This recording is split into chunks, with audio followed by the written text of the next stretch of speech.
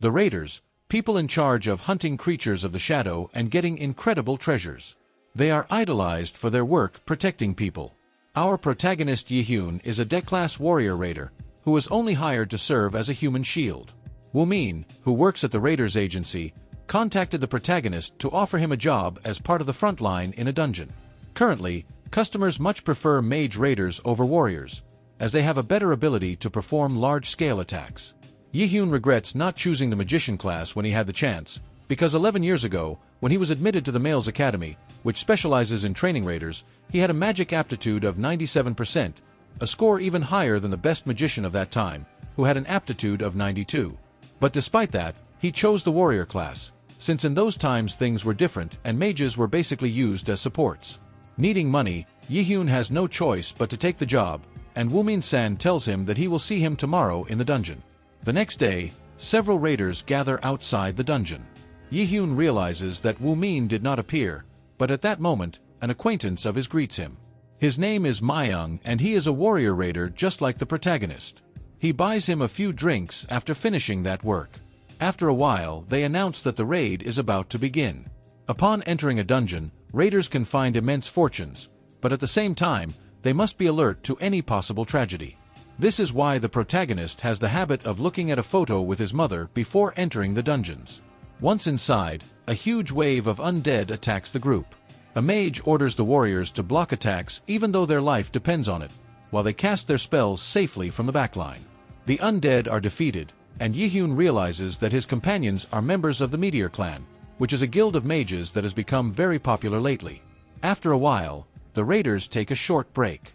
All that was missing was the boss's room. Myung asks the protagonist if he has obtained any good object, to which JaeHyun proceeds to check, but realizes that there is a bug in the Aesir system, and it does not allow him to reconnect. At that, an unknown presence tells him to follow the light. The protagonist asks Myung if he also heard the same thing, but he doesn't know what he means. Just after he sees a trail of light and realizes that no one else can see it. The protagonist can't handle his curiosity and decides to follow the trail of light, telling his partner that he will be back in a moment. 20 years ago, a gigantic tree suddenly sprouted in the Pacific Ocean. Some people believed it was a sign of human extinction, while others took it as a blessing. The name of this tree is Yggdrasil, belonging to Norse mythology. After that, monsters began to appear throughout the world and much of humanity was exterminated. But in that moment of desperation, the first awakened one appeared, a man capable of using the power of the gods. After that, more awakened people progressively appeared, and among them, some dedicated themselves to hunting monsters. They are what you know today as raiders. The Aesir system is a weapon that humanity has thrived on. So, the fact that it's failing, it can be a negative thing. After a while, the protagonist finds himself in front of a treasure door, which are hidden rooms that appear very rarely and contain special objects that usually sell for thousands of dollars. JaeHyun enters the room and finds an object on a pedestal. He takes it and we see that it is the Lost Eye of Odin, which is the only mythical object in the world and gives the user an ability called Universal Derivation, which allows him to destroy magic and copy it by saving it in a carte blanche. The protagonist knows that such an object could sell for millions of dollars, so he plans to sell it in order to leave Raider's life and not have to continue being a human shield in the dungeons. Temptation gets the better of him, and he tries to try the item at least once, not realizing that once equipped it can no longer be removed. Fortunately for him, the system warns him of this and he manages to cancel it, saving it in his inventory and returning to where the others were. Since dungeons are a lawless place, announcing that you have found such a valuable item would be like asking to be murdered. So he decides to go unnoticed. The raiders are about to enter the boss room, but just then the ceiling collapses and a poisonous mist spreads around. Myung tells the protagonist that they have to get out of there quickly, but he is stabbed in the back, dying in front of JaeHyun, who instinctively flees the place. The protagonist comes to the conclusion that these actions are not those of a monster, but must be dungeon killers, who surely have the goal of annihilating the Meteor Guild. Behind the protagonist, a mysterious man appears, who attacks him with lightning in the form of a chain. The man gets even closer and we see that it is Woo-min, who warned the protagonist that he would see him in the dungeon. JaeHyun asks why he does this, to which Woo-min replies that it was a request from his client, since many people hate the Meteor Guild for belittling the other guilds. The protagonist would like to take revenge for those who fought together with him in the front line, but he is aware that he could not against him, as he is a Class A mage. So he decides to keep silent, and tells Woomin that he will pretend that nothing happened. But he again attacks the protagonist, who manages to dodge him narrowly. He tells him that today's target is not just the Meteor Guild, and continues to attack him repeatedly. The protagonist cannot understand why they are also after him, and wonders if there is anyone who wishes for his death. That's when he remembers the dark silhouette of a man. It was his father, so he asks Woomin if he was the one who sent him. To which he mockingly replies that he is very intelligent for having got it right. JaeHyun asks her if 5 years ago she is the same person who ordered her mother to be killed, which he also got right. The protagonist is filled with rage and Woomin proceeds to say goodbye to him forever.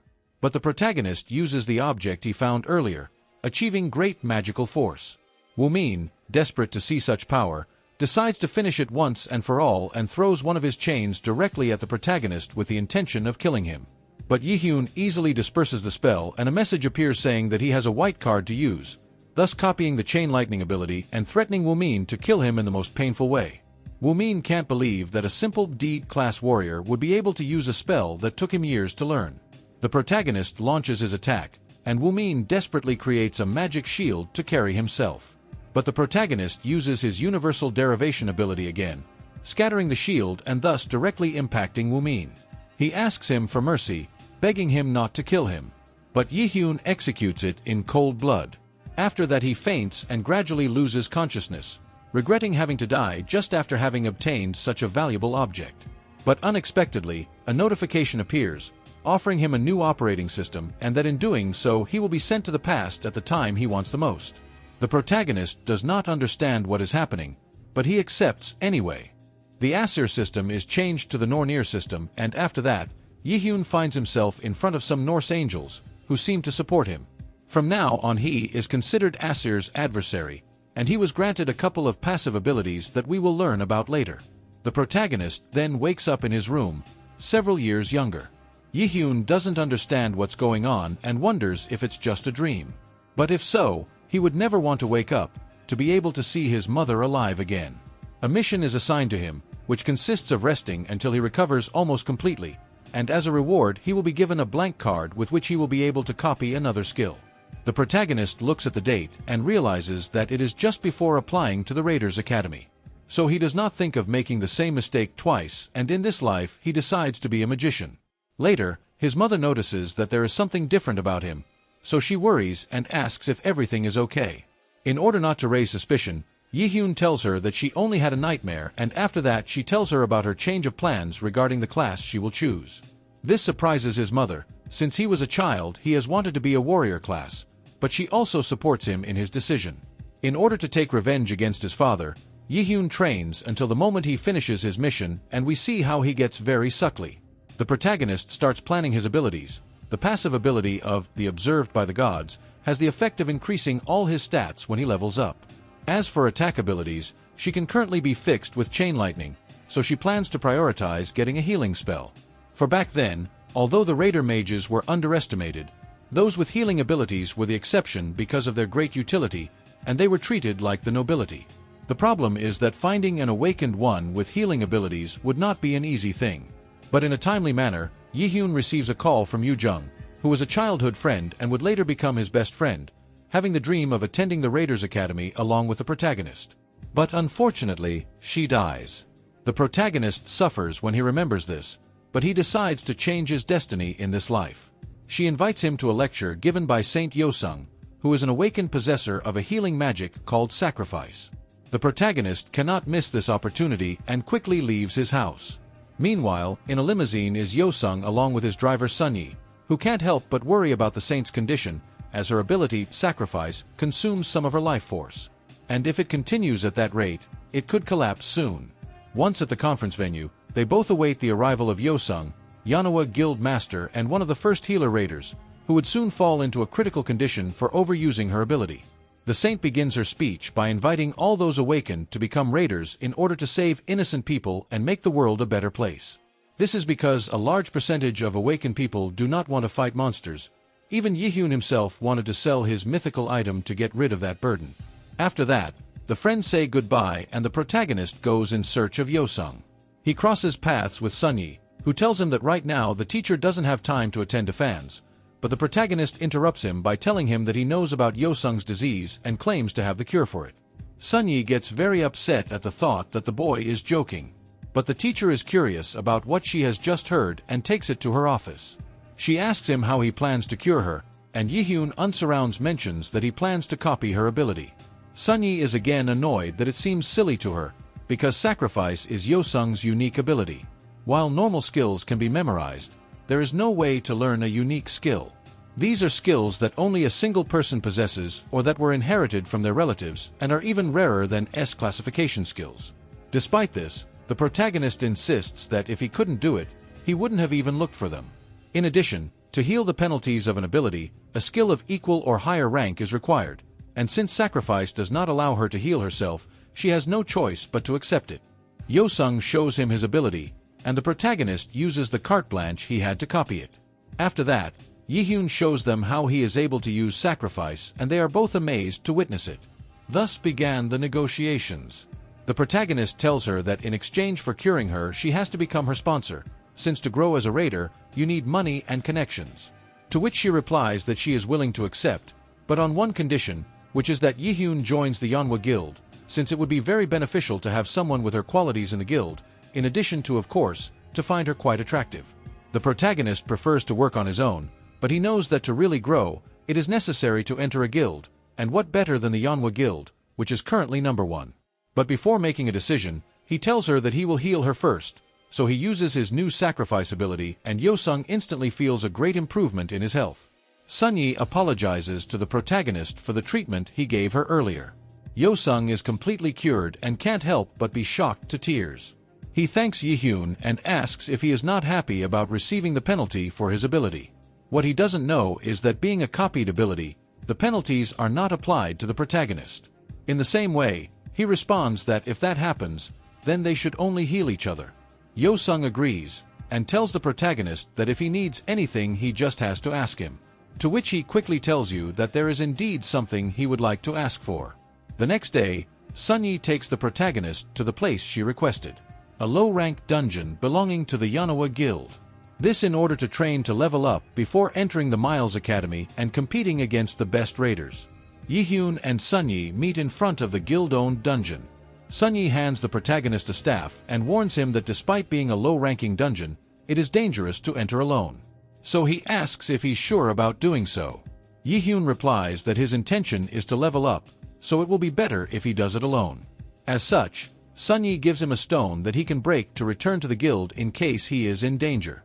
He tells him to take it as a sign of apology for having been rude to him before.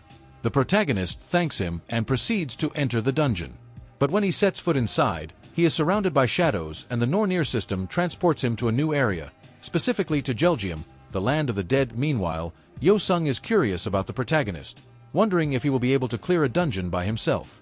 At that, Hana, one of his assistants, gives him some documents with JaeHyun's profile. Yosung is impressed to see that the protagonist had requested the warrior class, but he is even more impressed to see the very high percentage of aptitude he has as a mage. So he calls Sunyi and asks her to take the protagonist to a meeting when he returns from the dungeon, as he wants to personally check the talent he possesses. Meanwhile, JaeHyun finds himself in a place similar to a cemetery and is attacked by an archer skeleton, who manages to graze him with one of his arrows with paralyzing poison. The protagonist is quickly healed by the sacrifice ability, and more enemies continue to emerge, surrounding him completely. On the other hand, Yoojung was in her room, very upset with the protagonist for having left her alone on the day of Yosung's lecture. In addition, he can't help but worry about his friend, who changed too much overnight, so he sends him messages threatening to regret it the next time he sees him. This unconsciously sends shivers down JaeHyun's spine, who thinks this is due to being cornered by various spectral monsters. The protagonist takes out the staff he was given earlier and proceeds to fight the enemies. But due to his little experience as a magician and being so used to fighting with a sword, he ends up breaking the staff. Fortunately for him, he is in Yggdrasil, the land of the dead ruled by Jel, daughter of Loki. A place where those who were killed came back to life as undead, which was perfect for his new ability, which when used on the undead, changes the ability to heal for a powerful area attack. JaeHyun doesn't hesitate to use it, and easily kills all the undead. The protagonist plans to use the stone given to him by Sunyi to return to the base, but at that moment he senses a terrifying presence behind him. When he turns around, he cannot see anything, but he is suffocated by the strong pressure of that presence. This prevents him from moving, so he self-harms to regain consciousness and flee the scene. But he is quickly hit by a huge shadow, which was the boss of the dungeon. JaeHyun instantly senses the difference in power between the two, so he proceeds to remove the stone from the inventory. But he is hit hard by the night shadow, dropping the stone and being very badly injured. The boss stands in front of him and later attacks the protagonist with the intention of finishing him off. JaeHyun recognizes that he is unable to dodge that attack, so he has no choice but to accept his death. But surprisingly, the shadow's movement stopped just before impacting the protagonist. A female voice is heard, who tells the monster to stop, since that child is a special guest that she herself brought to that place. We see that it is Jel, the ruler of the land of the dead. She approaches the protagonist, and cannot believe that someone so young is the chosen one as the adversary of the Aesir. Still, he likes the look in his eyes and tells the protagonist that he has to get stronger quickly as Ragnarok is approaching. Otherwise, if she doesn't, she will be the one to kill him with her own hands. Being a very important pawn to them, he decides to give him another chance, so he gives him 2 months to become stronger and defeat the Night Shadow before that time. At that point, a new main quest is assigned to him, and as a reward for completing it, Jel will give him a special gift. But the penalty if it fails, will be death. Jel leaves telling the protagonist that she is eager to see his evolution and that she will pray that he succeeds in his mission. After that, JaeHyun wakes up outside the dungeon, his wounds completely healed. Upon seeing the mission, he realizes that it was not just a dream, so one thing is for sure.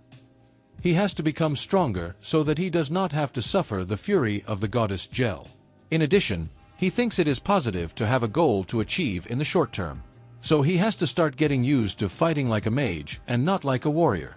At that moment he receives messages from Sunyi, who tells him that Yosung is interested in talking to him in person to finish formalizing the contract with the guild. The next day, Sunyi guides him to the guild master, who is very excited to see the protagonist again and tells him that she had been waiting for him. JaeHyun greets her and they begin to talk about the contract. The protagonist says that he has a condition to add, which is that she teaches him about magic, helping him to become familiar with the correct way to cast spells. Yosung finds it an interesting proposal, but before that he needs to prove his talent, so he puts the condition of subjecting him to a test known as the Mana Cube. The protagonist finds it a rather challenging test, since only 7% of awakened mages have been able to pass such a test. However, Yosung tells him that even if he fails, the contract still stands. After all, he's only interested in seeing JaeHyun's potential. Sunyi begins preparations and the protagonist proceeds to enter the cube. Sunyi tells the teacher that she can't help but worry, as although she recognizes JaeHyun's talent, he is still just a child. However, Yosung is completely convinced that he will be able to do it. Inside the cube, JaeHyun is in a deep ocean made of mana. He can breathe without problems, but he worries about contracting the disease of mana addiction, which occurs from being exposed to highly concentrated mana for a long time, and in extreme cases could even cause death. So the priority is to find a way out of all those mana swirls. The protagonist concentrates to be able to feel the waves, and at that moment, he perceives a different current. So he follows that path and comes across a crystal that contained an overwhelming amount of mana. Meanwhile, outside the cube, Sunyi asks Yosung about how long it will take for the protagonist to get out of there. Yosung responds that she was the fastest in the country, completing the test in just 40 minutes. Both agree that there can only be two possible outcomes. Either the protagonist will not be able to overcome the cube, or he will create a new record by surpassing the clan master. At that moment they observe something that leaves them surprised. The cube began to crack. Incredulous at what they saw, Sunyi checks the timer and realizes that it has been only 10 minutes since the protagonist entered the cube. The cracks are because what JaeHyun found was the core of the cube, so breaking it destabilized it. Managing to complete the test in just 10 minutes, a time that far exceeds the current record belonging to a magician named Camila, who had broken the cube in 36 minutes. Yosung and Sunyi are shocked by such a feat, who congratulate him enthusiastically. Yosung asks him how he managed to break the cube so quickly, and he explains that he simply broke the glass that was in the cube, which leaves her surprised, as it means that the mana that JaeHyun possesses exceeds all the mana that was inside the cube. With this done, Yo-sung agrees to turn the protagonist into the best magician and officially welcomes him to the Yanawa Guild. Later, Yoo-jung along with the protagonist's mother are waiting for him outside his house, and are surprised to see him arrive aboard a luxury car moments later in the protagonist's room. Yoo-jung questions him about his sudden decisions to change classes. But because he can't tell him that in the future things will change in favor of the mages, he decides to change the subject and asks him how it is possible that he spends more time there than in his own home. This is because Yoo-jung comes from a very influential family. His parents are dedicated to dismantling monster corpses, so they are constantly traveling to different countries. As a result of this, Yoo-jung is often left alone at home, so her parents prefer to leave her in charge of JaeHyun's house. The protagonist takes advantage of this and asks her to teach him some magical theory, to which the girl accepts on the condition of fulfilling a wish in the future. The friends have a good quality time together and the protagonist seems quite happy. Meanwhile, in another part of the world, a man surrounded by crows was hunting some beasts. It is none other than Min Seonju, the father of the protagonist. One of his companions praises him because thanks to him they were able to complete the dungeon without problems. He invites him to join his guild, but Seonju tells him that he has no intentions of joining any guild. Despite this, the man greedily insists that he join, which bothers the father of the protagonist, because humans seem to him a vulgar and greedy species. However, he spares his life by leaving the place and erasing his memories in some way. JaeHyun and Yo-sung are about to start their first magic lesson, but before that, she asks him to show her skills in a practice battle. He begins by asking him to try to attack her. The protagonist prepares himself and puts himself in an attack position, specifically in a typical warrior stance.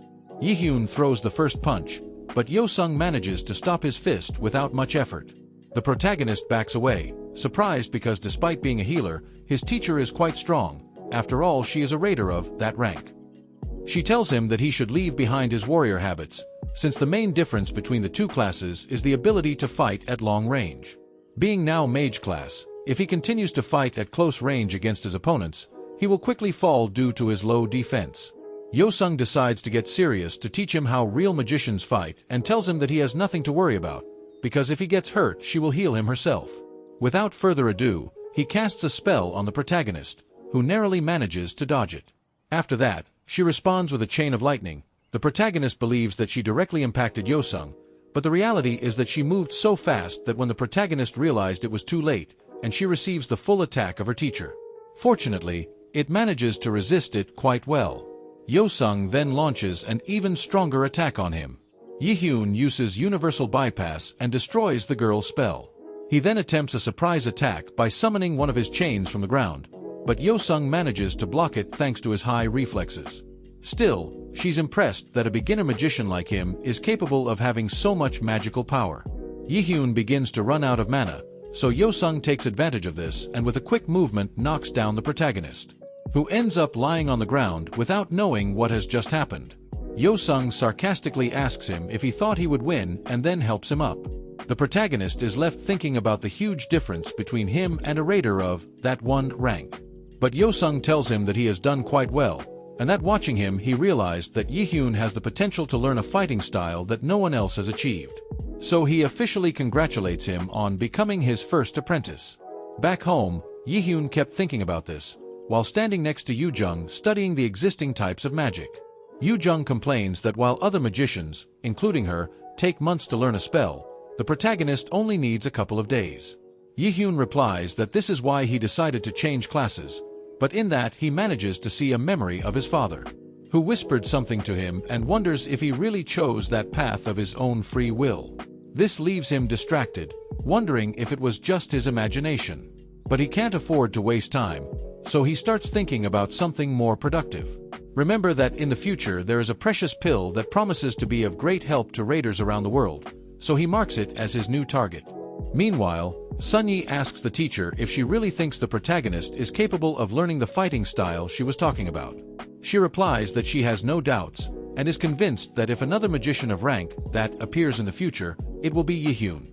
Going back to the protagonist's target, the mana boosting pill, it was a pill that permanently increased the mana of the awakened, making it a highly coveted item among mages. This pill would not be invented for another 5 years, when a young alchemist would make public the recipe to prepare it. So JaeHyun is currently the only one who knows her. But despite this, his attempts to prepare it are a complete failure. Frustrated by this, he has no choice but to move to Plan B, which consists of personally meeting Lee Yi-song, the alchemist who would have invented the pill. Looking back, remember that he should currently be in the first year of the Miller's Academy. So the protagonist quickly heads towards that place. When the first awakened disappeared without a trace, a man known as Kyuik Blade appeared to take his place as the first S-class raider in Korea. This man's name was Lee Yishin, who is the father of the person the protagonist is looking for right now. The protagonist gets a temporary pass to enter the Miller's Academy, a place full of bad memories in his past life. However, this would not interfere with his goal, and he enters to find the alchemist boy. Yi-song was a boy who didn't have much talent for sparring, so the likelihood of him being in a training room was very low. At that moment, he realizes that a group of people were watching how a boy was bothered by others. No one was brave enough to help him for fear of getting hurt. JaeHyun enters determined to break up the fight. And at that moment, someone bumps into him. A bully-looking guy asks him who the hell he is and tells him to get out if he doesn't want to get hurt. But at that moment, the protagonist realizes that the boy they were bothering was Lee Yi-song, whom he was looking for. JaeHyun found Lee Yi-song, the one who would help him make the mana boost pill he needed. He was being teased by a bully, so he asks if he needs help. The guy approaches the protagonist and asks him if he is Yi-song's older brother, and it seems strange that they don't look very similar. He tells him that in any case, he has unfinished business with the boy and threatens him by telling him that he better wait outside if he does not want to end up in a bad situation. JaeHyun completely ignores him, pushing his hand away and telling the boy that it would be better for them to go to the infirmary together. This infuriates the bully, so he grabs the protagonist by the neck and asks him if he wants to die. JaeHyun is quite upset with this, as it is the second time he has been grabbed by the neck recently. So putting into practice the theory she learned about magic with her friend Yu-jung and her combat skills learned with her teacher Yo-sung, he shoots a holy arrow at the bully, who is quite affected by the attack. People around start muttering that maybe the bully guy isn't as strong as he seems.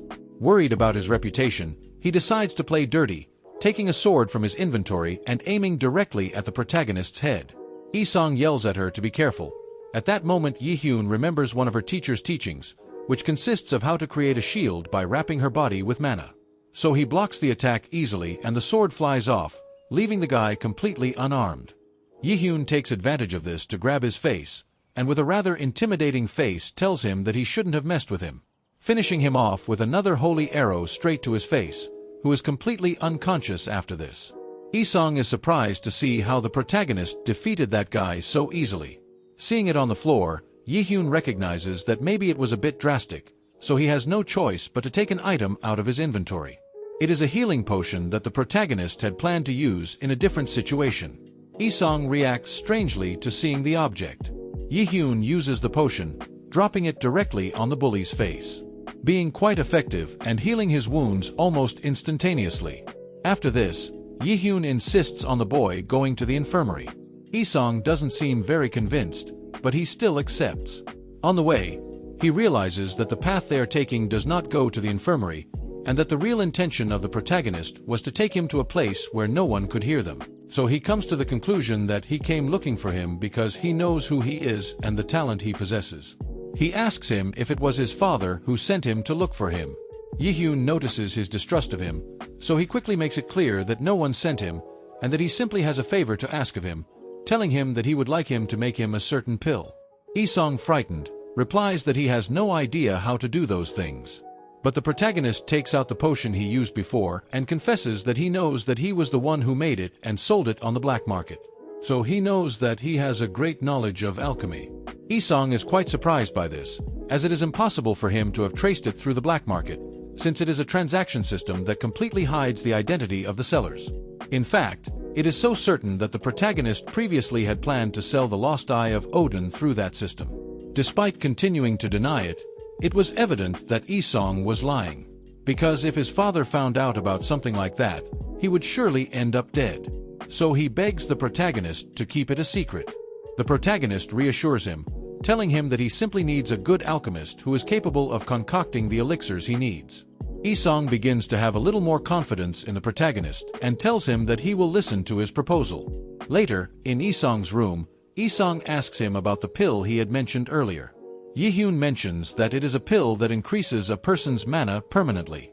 The boy is surprised to hear this, because it seems very strange to him that something like this is possible. What he does not know is that it is he himself who would invent it in the future.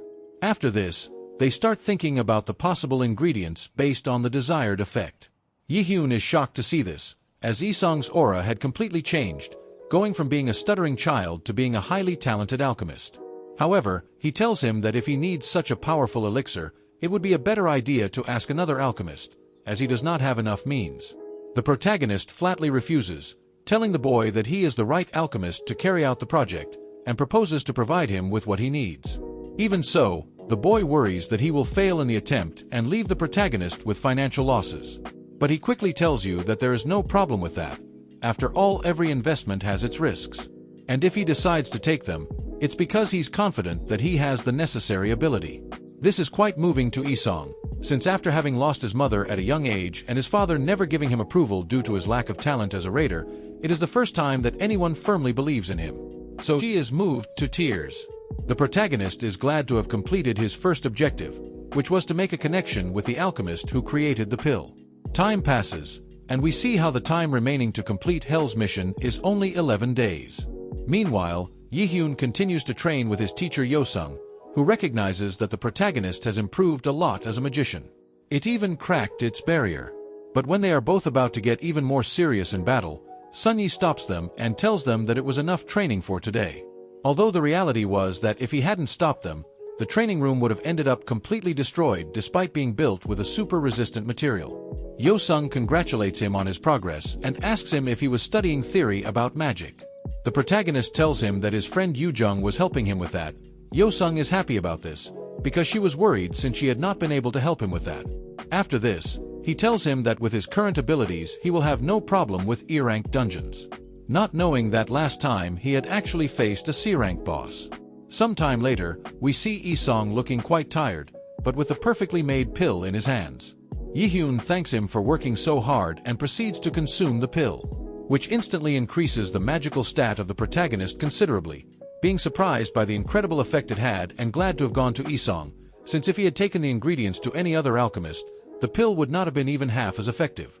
So he praises him for his talent and once again thanks him for his help, advising him to take a good rest after his hard work. Isong thanks him for trusting him and tells him that if he needs anything else he just has to ask him. After this, the protagonist retreats, determined to defeat Night Shadow the next day. To which Hell has a hunch that they would soon have visitors in the land of the dead. Once at the dungeon gate, the protagonist equips a set of gadgets that together grant him the passive ability Mana Extortion. He proceeds to re-enter the dungeon, and is again transferred to Chelkheim, the land of the dead. Just by arriving, he can sense the sinister magical power of Night Shadow, so he begins to look for him to defeat him and thus be able to reunite with Hell. An archer skeleton shoots at him, but JaeHyun deflects the arrow with a mana barrier. More enemies are starting to appear, so it's the perfect time to put the new battle style she's been training with her master to the test. This style was called Battle Magician, which consisted of a hybrid profession, using both magical power and martial arts. Until now, no one had been successful in mastering this style, but for the protagonist it would be different. Easily managing to finish off all monsters based on long-range spells and physical attacks with melee techniques. Meanwhile, Sunyi, who was supervising outside the dungeon, senses a strange presence approaching the place. Which seems strange to him, since the report said that no one but him would be there, so he pulls out a gun. A car approaches, and a worker from a neighboring curator guild named Yeonjo gets out. Sunyi puts away her gun and asks her why she is there. She replies that it was for work reasons, in addition to wanting to see him. Sunyi doesn't believe in the latter, as they were college classmates and she had never contacted him since they graduated. Yeonjo gets straight to the point and asks if the rumor that Master Yosung is sick is true. Sunyi, annoyed, replies that it's obviously just a rumor, and asks where the hell he heard something like that. She replies that she has many contacts, implying that the Curator Guild has hired spies to infiltrate the Lotus Guild. Sunyi thanks her for letting him know. Before leaving, she mentions that she has one more question, asking him if by chance he knows the boy in the photo and the reason why lately he frequently goes to the Lotus Guild building, meeting repeatedly with the guild representative. Sunyi refuses to give him information, telling her that this is none of the business for a member of another guild. Similarly, Yeonjo did not expect him to tell her, so she says goodbye to him and leaves the place. Meanwhile, JaeHyun finds himself sitting on a pile of dead enemies, when suddenly, the boss of the dungeon appears. The protagonist receives him with a sacred arrow in his face, telling him that he is happy to see him again, and that this time things will be different. This enrages the monster and he quickly attacks the protagonist, but manages to dodge him with ease. While he continued to attack him with his sacred arrows, the dark shadow continued to attack him uncontrollably, but surprisingly JaeHyun had no problem dodging its attacks. This makes the dungeon boss nervous, who realizes that the protagonist was about to launch his lightning chains, managing to deflect them. However, the protagonist changes the direction of his chains and manages to tie up his enemy, leaving him completely immobile and unable to dodge a hail of sacred arrows. This seriously affects the boss, who after that breaks the chains and emits a very powerful energy. This is because the monster had entered a new phase called Berserker. It greatly increased both his dexterity and strength. As if this were not enough, the protagonist receives a curse which consisted of dying suddenly if he did not meet the condition to remove him, which was to defeat Night Shadow in less than 10 minutes. The protagonist attempts to repel the curse using universal bypass, but fails in the attempt. At that moment, he realizes that what is happening is Hell's doing, shouting that it is not fair for him to interfere in that way. Having no choice, he turns to the dungeon boss with the intention of killing him as soon as possible. But instead of fighting the protagonist, he flees from it.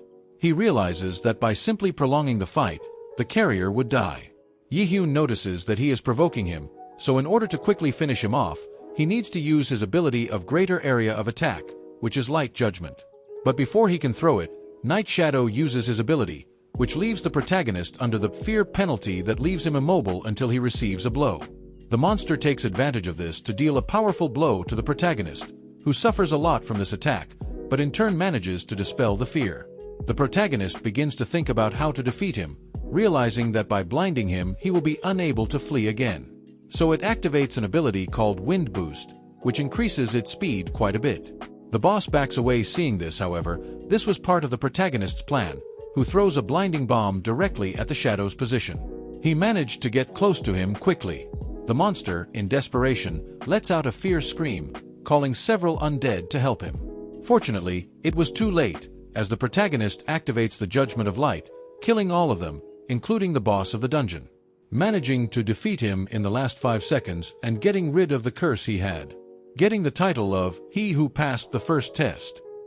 After this, the protagonist receives a message from Hell, who told him that he now understands why they chose him and invited him to their temple. We see how the mark of death is undone, and the protagonist gets a large amount of stat points, as well as a couple of pieces of equipment. After that, the protagonist is transported to another place, which is the Temple of Hell.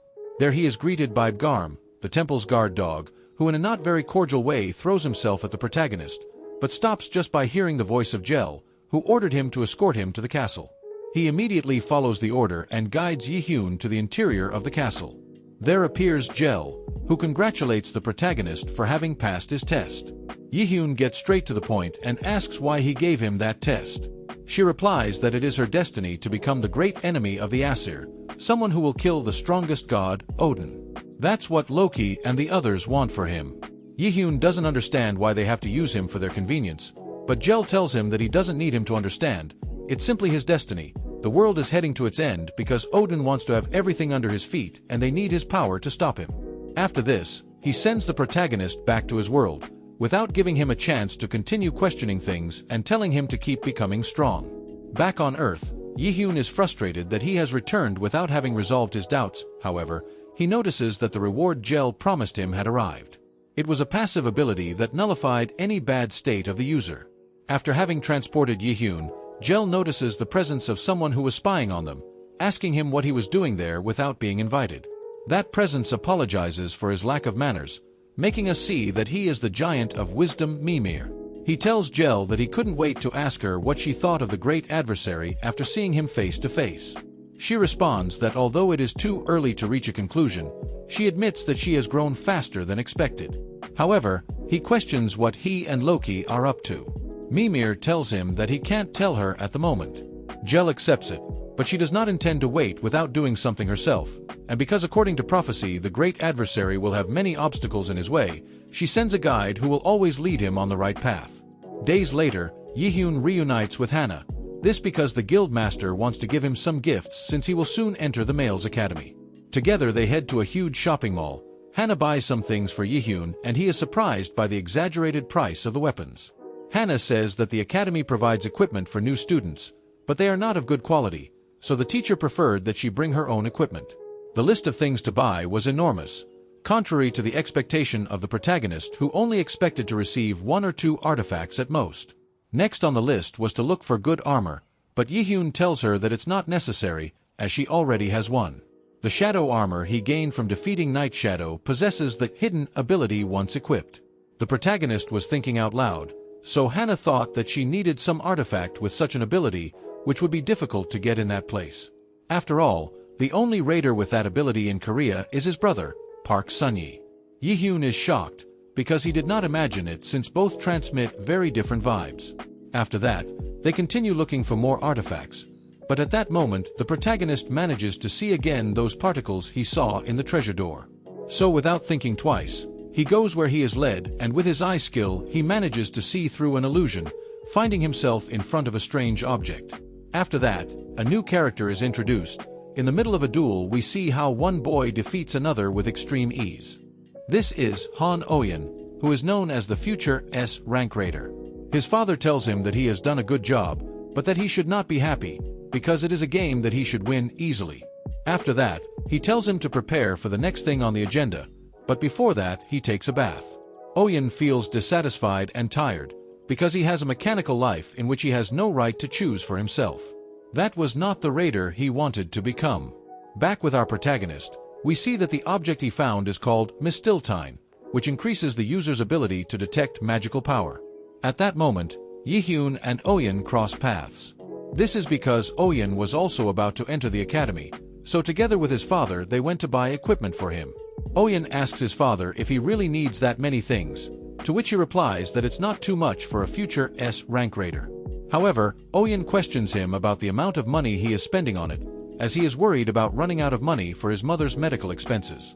His father arrogantly replies that these are his problems and that he should concentrate on continuing to train. The young man is unable to contradict his father, so he simply accepts. In her childhood, upon her awakening, her mother smiled warmly. Since then he dreamed of being a raider. He was a ray of hope for his mother, however. For his father, he was nothing more than a tool. From then on he became a machine that simply obeyed his father's orders. Suddenly, an alert sound is heard in the mall, warning that there has been a dungeon break nearby and monsters have appeared around the city. They recommend their customers to stay calm and take cover while the raiders are on their way. Oyen's father orders him to take cover, since if he gets hurt he will be at a disadvantage in the academy entrance event. However, Oyen knows that even if the raiders are on their way, in the time it takes them to get there many people can be injured. So he seizes the opportunity and for the first time disobeys his father's orders, running straight to where the monsters are to prove his independence as the raider he would like to show his mother. But when he came face to face with a large horde of goblins, he stood motionless, frozen by fear because despite his great talent, he had never faced a real situation. The goblins approach him, and when one of them is about to attack him, JaeHyun lands on him, saving Oyen. He is impressed by the heroic act of the protagonist, who immediately recognizes him by his fame as an aspiring S-rank raider. Going back a few minutes, the protagonist bought the object he saw. Hana runs up to him and asks him why he bought a rock in the corner of unknown objects. JaeHyun realizes that to other people's eyes, that object looks like a simple rock. Then, hearing the alert sound, he rushed to the rescue without a second thought, jumping from a high floor of the building and scoring an incredible heroic landing, defeating a large number of goblins with minimal effort, to the point of encountering Oyen. There he tells him that he will need his help to protect people, when suddenly a goblin tries to attack him behind his back, but the protagonist defeats him without having to turn to look at him. This impresses Oyen and motivates him to get up to save people and fulfill his dream of being a great raider. JaeHyun tells him that he needs him to get the attention of the goblins and that he must make sure that he does not let a single one escape in order to ensure the safety of the people. Hei without hesitation gets to work, activating a powerful ability called Shout of Taunt. At that moment, Absolutely all the goblins fix their gaze on him. The protagonist is a little impressed, since to use that skill you need a fairly high level, so he realizes that he really is a talented guy. However, the maximum rank that Oyen reached in the future before JaeHyun went back in time was the B rank. This because due to his mental weakness he was unable to progress and was known as the unlucky genius. That said, the protagonist sets out to fix his mentality, because if Oyen is strengthened he could be useful to the protagonist. Together they continued to defeat the goblins to the point where not a single one of them remained. At that moment a man arrives at the place. Kyunhoo, who came from the raiders agency. He asks them if they took care of all those goblins, to which they reply that they did. Kyunhoo wonders how he will report that situation to his superiors, to which JaeHyun tells him to simply say that the agency took care of it. After all, no one would believe that two simple young men killed all those goblins. However, he replies that being a government organization they cannot cover up that kind of thing. But if you want not to draw too much attention you can support him in that. In addition to this, they have to give them a reward for that heroic act. JaeHyun tells him to give his share to Oyen and to keep it a secret that he was there. This is because he does not need money, as he has the support of the Lotus Guild, and it would also be more beneficial to have Oyen in debt to him. However, Oyen disagrees with this, as he says that it was JaeHyun who defeated the goblins. Even so, the protagonist tells him that he has his reasons. His plan is to keep a low profile before entering the academy, because he does not want to risk attracting his father's attention. His revenge has to be discreet. Oyen is still unhappy to take all the credit for something he didn't do, but that money can be of help to his mother's condition, because without treatment she could die. JaeHyun tells him that what he did was very significant, because if he had hesitated, some goblin could have escaped and injured someone. Finally Oyen decides to accept, but not before telling the protagonist that he will pay him for it when the time comes. Before leaving, Hiri asks him to please tell him his name and number. The protagonist tells him that he does not need to talk to him in such a formal way since they are the same age and both will enter the male's academy, so they will see each other often. Oyen is impressed, because he never imagined that they were the same age. After this, JaeHyun's preparations to enter the academy are complete. The day of admission of new students to the academy has arrived. Everyone around them notices the presence of Oyen due to his great popularity. They also notice a beautiful girl next to them. Her name is Co Aina, who in the future would become one of the most popular raiders. JaeHyun knows that if he could get her on his side it would be very beneficial for him, but this would not be easy, since Aina is very different from other people. In addition, he does not need to rush, as he already has the support of quite a few talented people. Yojung scolds him, telling him that even though she's pretty he doesn't have to stare at her so intently. Aina notices this, but just then the director of the academy, Jane, appears, welcoming the new students. A clear expression of resentment can be seen in the protagonist, as apparently this guy was involved in the death of his friend. JaeHyun tells Yojung that he must keep an eye out, as no one knows the dangers that may exist in the academy males. She tells him that she has nothing to worry about. In the future Yojung would quickly become one of the top 3 students in the magic rankings. Still, JaeHyun can't help but worry and is convinced that this time he won't let her die. The induction ceremony begins and the director announces that he has a special event prepared. A game where seniors and new graders steal name tags. At that moment a magic circle appears at the feet of the students, which would transport them to another field. Fortunately, JaeHyun manages to hold Yojung's hand and in that way they are transported to the same place. On the other hand, Sunyi is chatting with Yosung, reminding him that that day would be the entrance ceremony. Yosung is sad, because she forgot to send him a good luck message and will no longer be able to do so since the event lasts 3 days and they are completely incommunicado.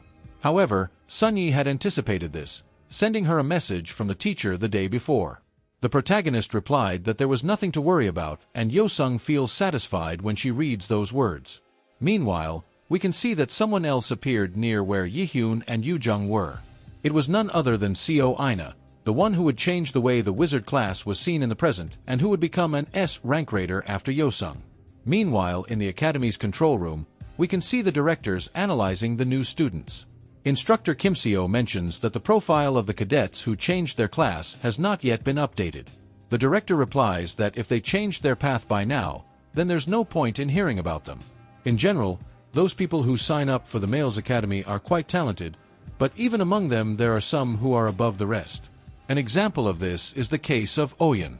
What the Academy Director really wants is to train at least one A rank raider, even if it means eliminating 100 C rank raiders in the process. All this with the purpose of choosing excellent gems to offer to a certain person.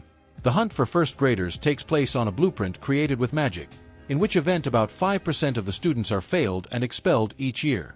So they can't afford to let their guard down for a second, especially in front of Aina. An image of the director is projected into the skies, explaining the rules of the event. Within that plane, it is only possible to use skills of rank C or lower. Every time you steal someone's name tag, you earn points. These points can be used on the academy premises, so it would be a good idea to get more. If a senior steals a freshman's tag, they will receive 10,000 points. On the other hand, in the event that a new student achieves the label of an advanced student, they will receive 100,000 points. Since the Chain Lightning skill is A rank, JaeHyun will not be able to use it. However, they never mentioned anything about the unique abilities. That said, JaeHyun tells Yoojung that they have to find shelter first, as they will be there for 3 days. Before leaving, Yoojung mentions that it would be a good idea to take that person with them, since they look like a magician class and it would be better to have another new student with them. JaeHyun knows that he is right, however he does not believe that he will be able to handle someone like Co Aina, because in his previous life there was an unfortunate event because Aina lost her sanity due to anger and endangered the lives of many. JaeHyun replies that they can't be sure that she won't betray them, and that she doesn't seem to trust them one bit. Yoojung ignores the protagonist's warnings and goes directly to Aina to invite her to join them. Aina simply replies that it seems that they will have to leave that decision for later, because just at that moment 2 silhouettes approach them. Shin and Kwon, 2 seniors willing to earn points easily. The girl feels confused, because she only detected 2 people before arriving, since she cannot feel anything coming from the protagonist. Yoojung says that they should escape, but JaeHyun contradicts her, saying that they should capture them right there. They would also not be able to escape, as Kwon possesses an ability that allows him to find anything within a range of 300 kilometers. If they don't defeat them right now, they might call more people and attack them together. Shin is willing to snatch their tags, but Kwon warns him that there is something strange with that boy. The guy doesn't care about this and pounces on them with sword in hand. JaeHyun dodges his attacks without much effort, to the point of making Shin completely nervous for not being able to land a blow. JaeHyun stops the blade of the sword with only his hand and intimidates the guy by telling him that it's amazing that he survived all this time being so mediocre.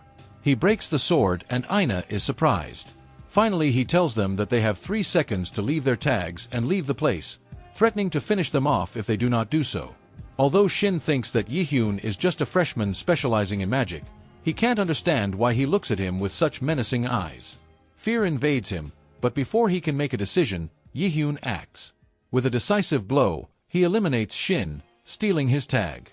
A notification appears stating that Shin has been eliminated from the game and JaeHyun has earned points for his elimination. The Academy's instructors note that the protagonist has been the first freshman to eliminate another participant, surprising and capturing the attention of the supervisors. Meanwhile, JaeHyun prepares to face Kwon. JaeHyun asks his friend Yoojung to prepare to fight and sends her an invitation to form a team. Yoojung is surprised by the strength JaeHyun is showing because she has never seen him like this before. She agrees to join him without hesitation. On the other hand, Kwon realizes that things have gotten complicated. Not only because he knows JaeHyun is dangerous, but he believes that facing them in a 3-on-1 match would be too risky, even if they are rookies. Still, JaeHyun and his team are not letting their guard down.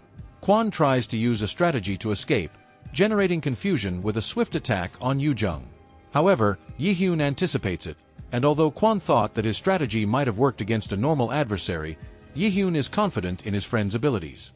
Yoojung proves that he is more than meets the eye, facing off with great skill.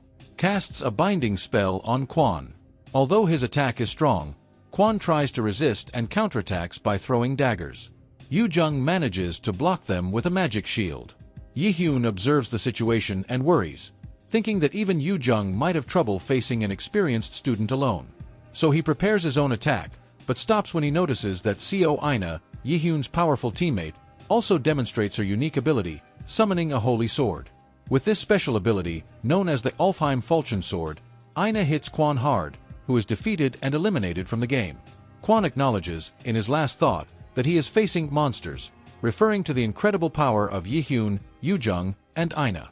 Once Kwon is eliminated, the game system confirms that Yoo-jung and Aina have received points based on their contribution to the battle.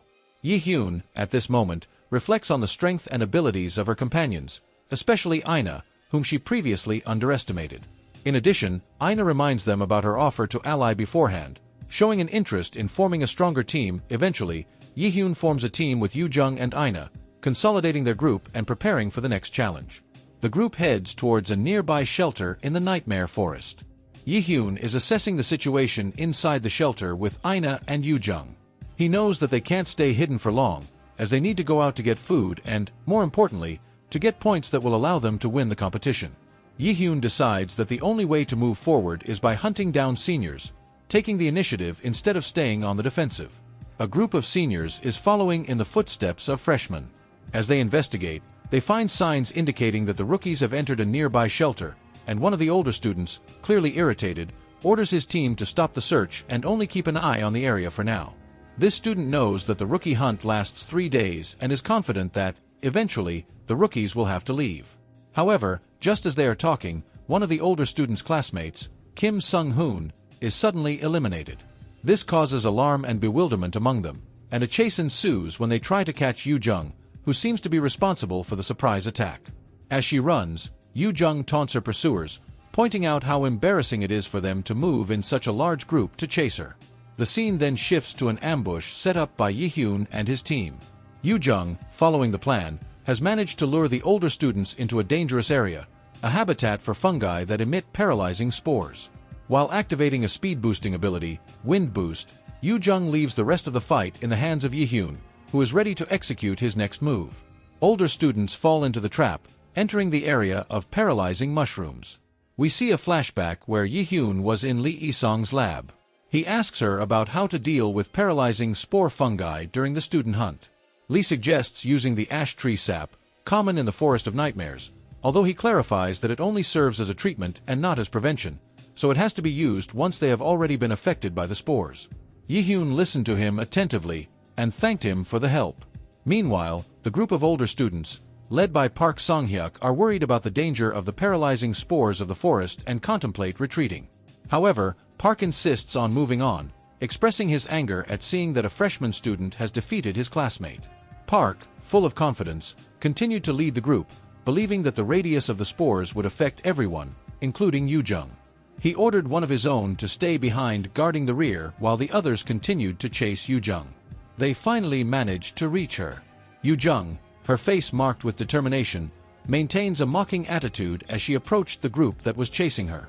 Surrounded by the bright glow of the forest, she issued a silent threat, knowing that she had turned the situation into a veritable nightmare for her enemies. The group launched the attack, but without giving them time to react, Yoo-jung activated his final trap. The paralyzing spore fungus he had prepared exploded, blanketing the area with dense, lethal air. Anyone within 50 meters would be immobilized for 2 hours. Both she and her enemies were paralyzed, but Yoo-jung's face still conveyed a strong confidence. The scene changes to a few hours ago, in the Nightmare Forest, where Yoo-jung advances with his companions. JaeHyun gets the sap Isong recommended. Then he asks Yoo-jung if he knows how to use the spell Change, which is used to change places with an ally of his. Yoo-jung replies that of course he knows, and the protagonist, knowing this, comes up with an interesting plan. After seeing the explosion caused by the paralyzing mushrooms, JaeHyun and Seo Aina set off. Yoo-jung activates the change ability at just the right moment, leaving his enemy stunned. Yoo-jung takes over with a smile, saying that it is no longer his turn, as the ability activates and changes positions. The enemy, bewildered and paralyzed by the spores, falls into the trap set by JaeHyun, who arrives on the battlefield kicking the older student in the face. The latter, stunned, tells him that he is very stupid because he will also be paralyzed and left one of his members in the rear in case something like this happened. JaeHyun tells him that his partner will not come. At that, a scream can be heard in the distance. He is his partner, who was eliminated at the hands of Seo Aina. The system awards 100,000 points to the team consisting of Min JaeHyun, Kim Yoo-jung, and Seo Aina for Song-hyuk's elimination. In the middle of the battle, JaeHyun watches his fallen opponent. With a firm posture, he reminds him that he had already warned him that his companion would not arrive in time to save him. His enemy looks at him with eyes full of confusion and fear, realizing the trap he has fallen into. The enemy, still paralyzed by the spores, reveals with despair that both will be immobilized for 2 hours. He is confident that once the paralysis is gone, he will be able to beat it easily. However, JaeHyun approaches with a firm step, making it clear that only his enemy is affected, this thanks to the blessing of hell that protects him from any anomalous state. The enemy, stunned, begins to question how JaeHyun can move despite the paralysis. With a confident smile, JaeHyun tells her that if she wants answers, she should ask the gods. The enemy, on the ground, barely manages to murmur a plea in the midst of his despair. JaeHyun shows no mercy. With a decisive blow, the enemy screams in pain as the system announces the contestants' elimination. Again, JaeHyun's team receives 100,000 points for elimination. With 2 opponents out, JaeHyun watches the remaining group. With a satisfied smile, he comments that there are only 3 left standing. The system continues to announce the eliminations and points accumulated by JaeHyun's team. Each time an enemy falls, the on-screen message awards an additional 100,000 points. One of the directors, visibly surprised, observes how the team continues to accumulate victories. Finally, the system reveals the ranking of students, placing Min JaeHyun in the first place, followed by Kim Yoo-young and Seo Aina in the second position. Yoo-jung drinks the sap of the ash tree with effort, the remedy that will cure her of paralysis. After taking it, exhale forcefully and with a face of displeasure. Beside her, Seo Aina watches her intently and asks if she feels better. Yoo-jung replies yes. Yoo-jung seems to recover quickly and suggests that they should start moving towards the place where they agreed to meet with JaeHyun. Seo Aina, thoughtful but determined, nods in agreement, and they both prepare to head towards the meeting point. As they walk through the forest, Seo Aina mentions that JaeHyun seems to know a lot about magic. Yoo-jung explains that it hasn't been long since JaeHyun switched to magic class, just 3 months. She adds that she was the one who taught him the theories, which allowed JaeHyun to master that skill in such a short time. Seo Aina is shown surprised by the revelation, asking if JaeHyun was originally aiming for martial arts class. Yoo-jung confirms that he did, remembering that JaeHyun was obsessed with that class a few months ago and that he had never thought about studying magic before that. Despite what they already know about him, Yoo-jung comments that the most impressive thing is not only the change of class, but that JaeHyun also knew about the sap of the ash tree, something that has helped them recover from paralysis. Both Seo Aina and Yoo-jung wonder how JaeHyun acquired such specialized knowledge. The girls finally catch up with JaeHyun, who is waiting leaning against a tree. Yoo-jung greets him effusively. He asks him how the paralysis is going. JaeHyun, with a relaxed attitude, comments that it seems that they both had it easy, to which Yoo-jung responds by explaining that all he did was run and use a magic spell. Yoo-jung asks Aina how she feels. She responds somewhat surprised, but assures that she is also fine. Yoo-jung, for his part, praises JaeHyun for his plan, admitting that it didn't go badly at all.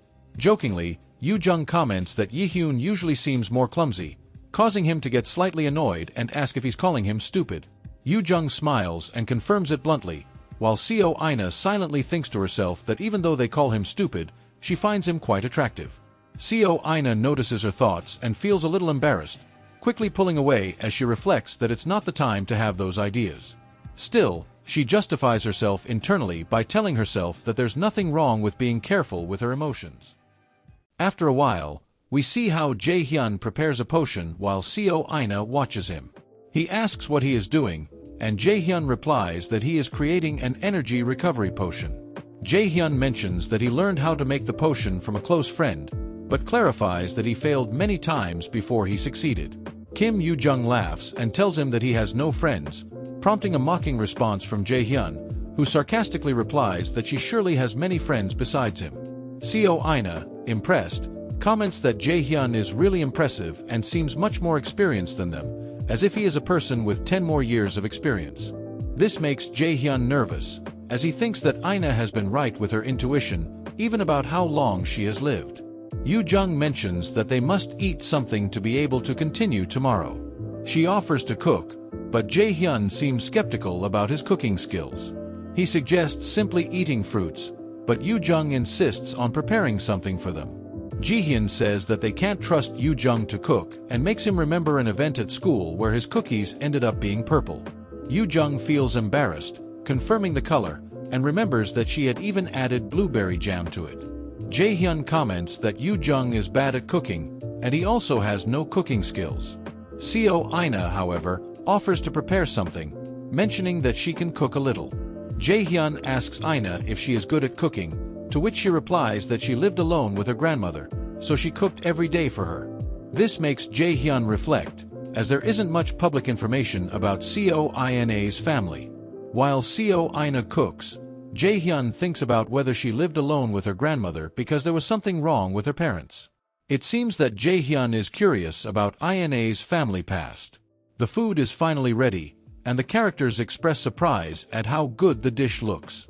Seo Aina serves them, and everyone seems impressed by her ability. When they finally taste the food, Yoo Jung is amazed at how delicious it is, exclaiming how amazing it is to find something so tasty in that setting. JaeHyun is also surprised, saying that he didn't expect to be able to eat something so delicious in a place like that. Meanwhile, Seo Aina smiles slightly and mentions to herself that she hasn't felt that way in a long time, hinting that she hasn't experienced such a warm and comforting feeling in a while. The scene changes abruptly. We move to a more formal room where the academy directors discuss the recent results of some students. They mention that Hoi-Eon, despite the high expectations they had of him, has reached only 4th place, which seems disappointing to the evaluators. In addition, they show surprise to see that the first 2 places are occupied by mages, which does not seem to be common in that context. The headmaster, with a sinister expression, comments on how intriguing it is that a team of mages has managed to defeat students of the martial class. The conversation continues, highlighting the level of judgment and bravery that was demonstrated in a critical situation, in addition to JaeHyun's surprising ability to defeat a student in the martial arts class. As they investigate further, they realize that there is something mysterious surrounding JaeHyun. In the profile they have of him, neither his class nor his aptitude appears, which generates even more uncertainty about who he really is. Tension rises when one of the adults files a report related to JaeHyun, but does so with insecurity, suggesting that something doesn't quite add up. The director asks him firmly, wanting to get more clarity, as his curiosity about JaeHyun grows. Managers find that their magical aptitude reaches an astonishing 97%. This revelation provokes a reaction of satisfaction in the director, who expresses that he is very pleased with the information. Eager to find out more about JaeHyun's abilities, the director mentions that he wants to evaluate him personally, while watching Hoi-Eon on screen. The scene shifts to JaeHyun and his team, who receive a reward of 100,000 points for their performance in the competition. Yoo Jung excitedly mentions that they have now reached 1,100,000 points, which should guarantee them first place.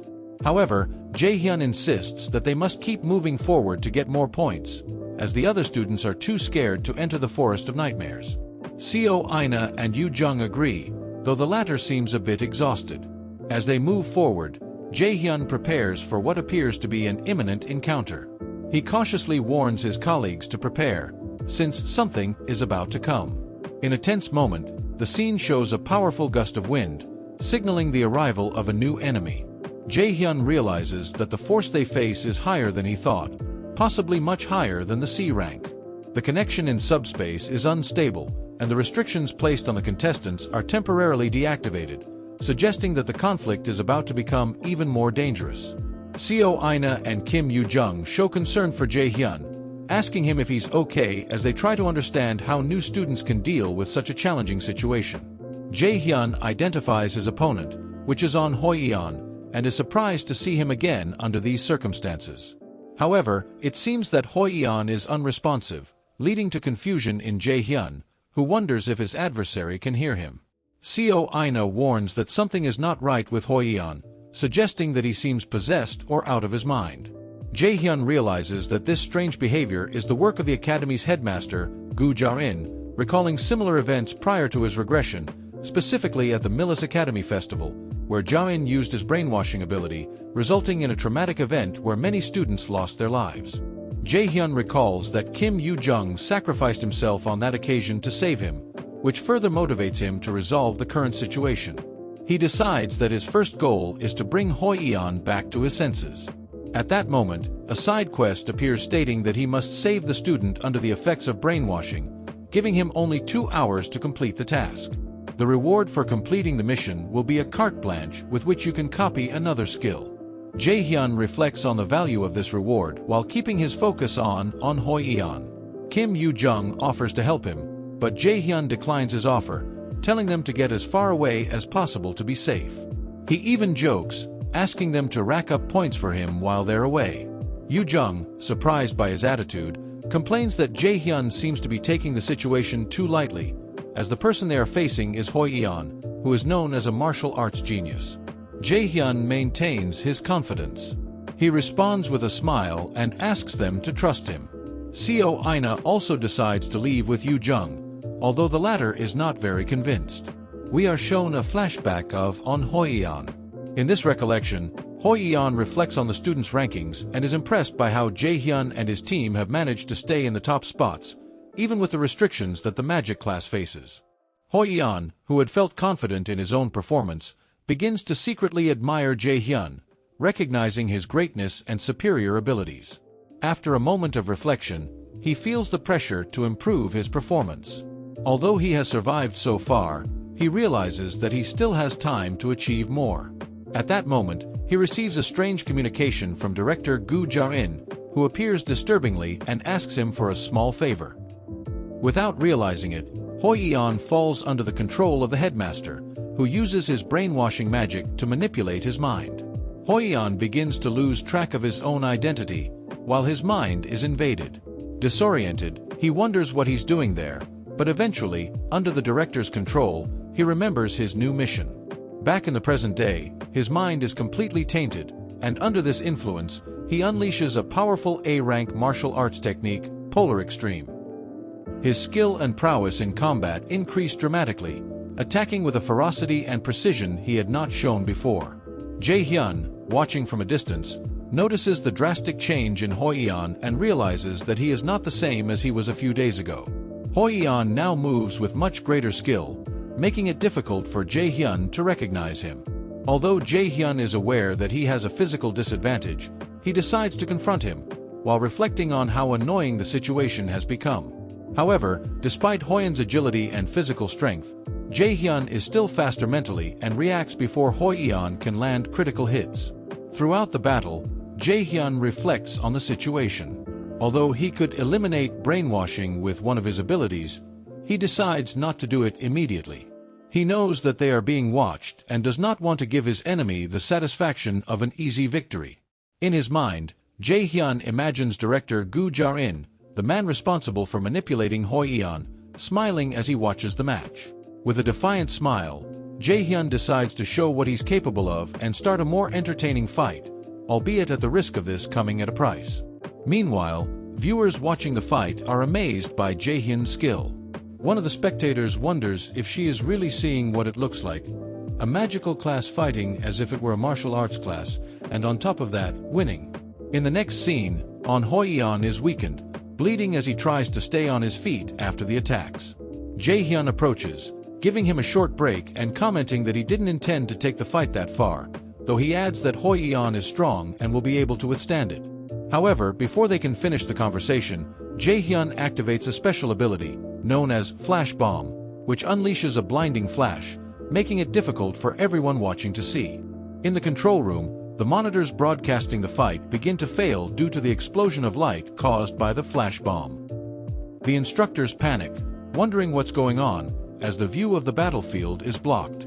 Gu Jae-in, seeing this, realizes that JaeHyun has used the ability to obstruct his vision on purpose, causing him enormous frustration.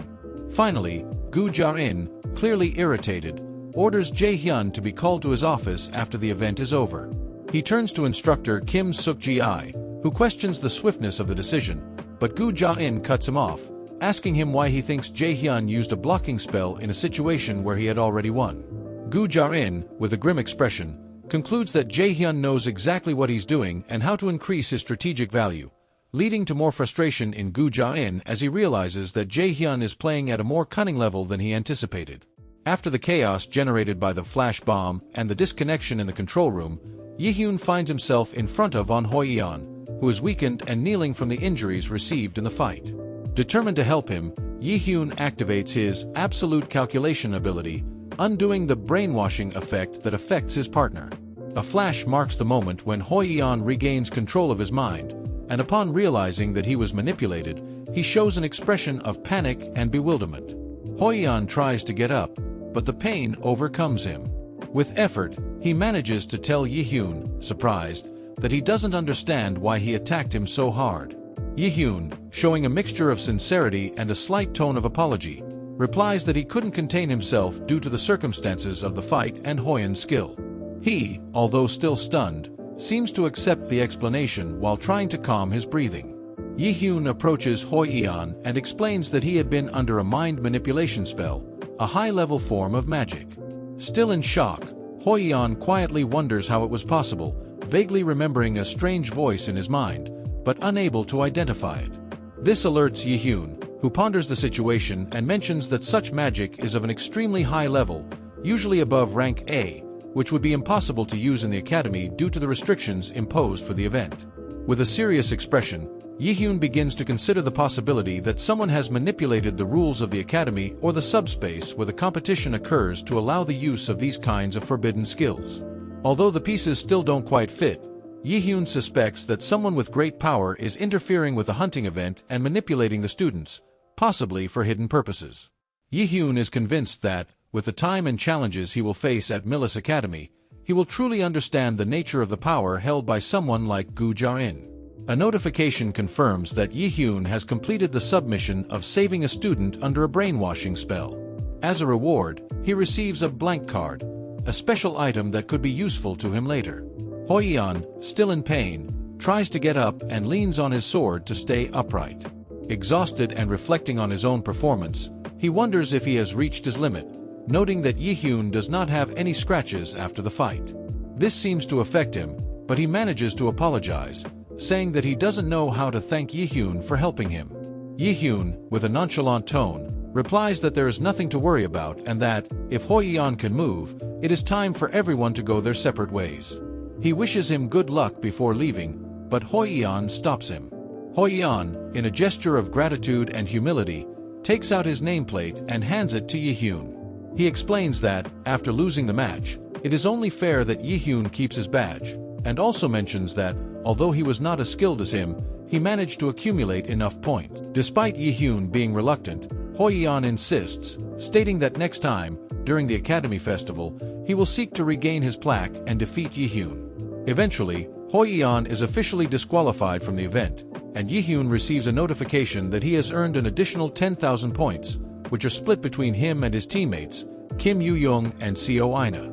Satisfied, JaeHyun looks at the reward and wishes Hoi-yeon luck before he disappears, preparing for whatever comes next in the competition.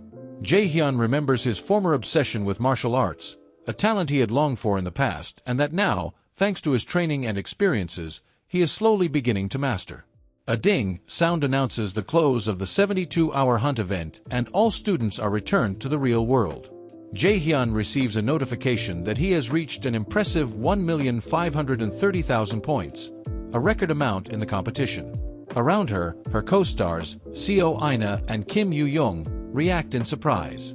Seo Aina, disappointed, comments that with just one more hour they would have reached 1.6 million. As the three ponder the points, JaeHyun points out that by multiplying the total by 10, the points are equal to real money. He estimates that they would have won 10,530,000 won, an unexpectedly high sum that leaves Kim in shock. Yoo-jung's excitement overflows upon learning that there will be additional bonus points, and imagining the possibility of an extra million, he can't help but express his joy outrageously. This causes everyone in the room to turn to look at her, embarrassing JaeHyun, who asks her, resignedly, to calm down a bit. We see how instructor Kim Suk-ji appears in the room and addresses the students, capturing everyone's attention. The instructor greets those present and formally introduces himself to the group. Seo Aina and Kim Yoo-young politely respond to the greeting, showing respect towards their instructor. The instructor then informs them that he needs to talk to the three of them, implying that the conversation should not happen in that place. With a steady gaze, he suggests that they move elsewhere to talk further. JaeHyun asks if the conversation has anything to do with his performance at the recent event. Kim Suk-ji seems to confirm his suspicions implicitly, and without giving details, he instructs them to follow him. JaeHyun, with some hesitation, asks if they should know where they are going. Observing the instructor's expression, he deduces that they are going to the general manager's office. The instructor confirms this assumption and reveals to them that Principal Gu JaeHyun wants to talk to them personally.